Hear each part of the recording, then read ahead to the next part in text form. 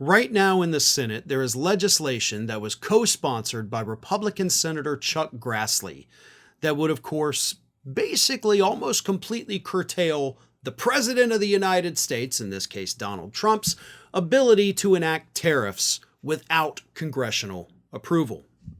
Now, after Chuck Grassley, and of course you had Maria Cantwell, a Democrat, co-sponsor the legislation, you have now had 6 other Republicans sign on to it.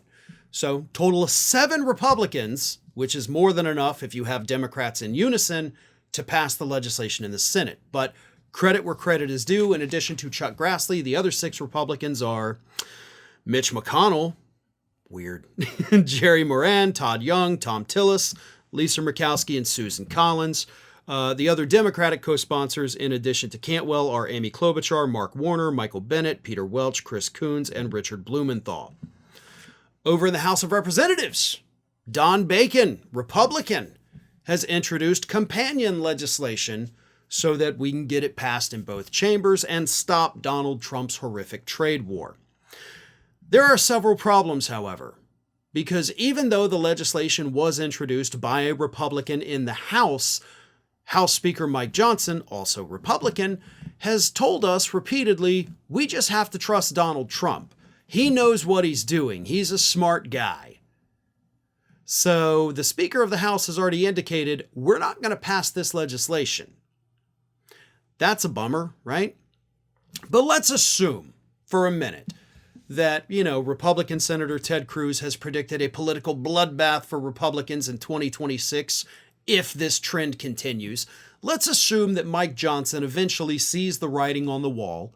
He's already seen the angry backlash for Republicans at town halls across the country. He knows the public's pissed. And if the economy continues to get worse, which all signs indicate it will, Mike Johnson may have no choice but to allow this legislation to move forward, and more Republicans could in fact end up supporting it and passing it. Then boom, we got the House done, we got the Senate done. The legislation then, goes to Donald Trump, who would have to sign it. Trump would have to sign off on legislation that literally takes away his own power. And he's going to veto it. And that's not just an assumption. The White House announced this week that, he'll veto that in a heartbeat. It's not going to happen. But what if we have the numbers to override the presidential veto? Okay, now you're talking, now you're cooking here. Unfortunately, you have to have 2/3 of both the House and the Senate in order to override a presidential veto. And even though we currently have 7 Republicans that have signed on to this legislation, that still may not be enough. If that's all we have in the Senate, it's not going to happen. Not to mention over in the House, 435 members, 2/3 would be 290. So you would have to get, 75 Republicans, give or take 1 or 2, to support stripping Donald Trump of power? Suddenly that math becomes a little more difficult, doesn't it? Not to mention the fact that if they did have the numbers and if they did do this, which would be great, I hope they do, Trump's going to kill you. Politically, right? He's not going to physically do it, I hope. Honestly, I'm not going to put anything past the guy. He's got the Supreme Court immunity, literally arguing he could, shoot his political enemies. So, watch your back if you vote against him on this. But what's he going to do to these Republicans? I mean, that's going to be fun to watch, especially considering the numbers. Donald Trump has been successful every now and then with putting up a primary challenger to an incumbent Republican who didn't go along with him. But does he have the power to do it for 95 Republicans, 100 Republicans, 100 races? Probably not.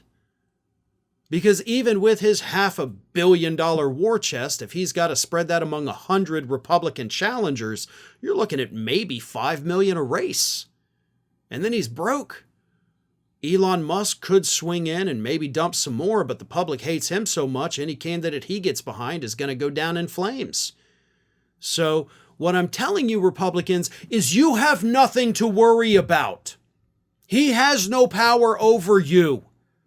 The public is going to come at you with fire and fury, the likes of which you have never seen in the midterms, if you don't stand up to him. Now, that's where I'm at a bit of a crossroads. You see, I don't want Republicans to win the midterms. I would be more than happy if every single Republican up for election in 2026 lost to a Democrat.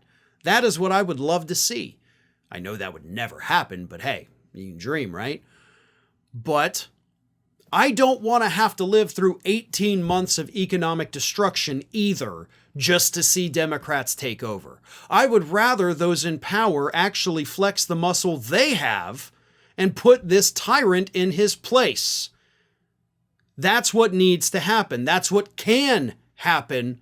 But unfortunately, it all hinges on Republicans actually having a conscience, a brain, and a spine. And I don't think they have it in them. Thanks for watching, everybody. And if you're not already, please subscribe to the channel. We got fresh content every day for you. And if you want to follow us across social media, make sure you check out all of the social links that we have posted in the description of this video.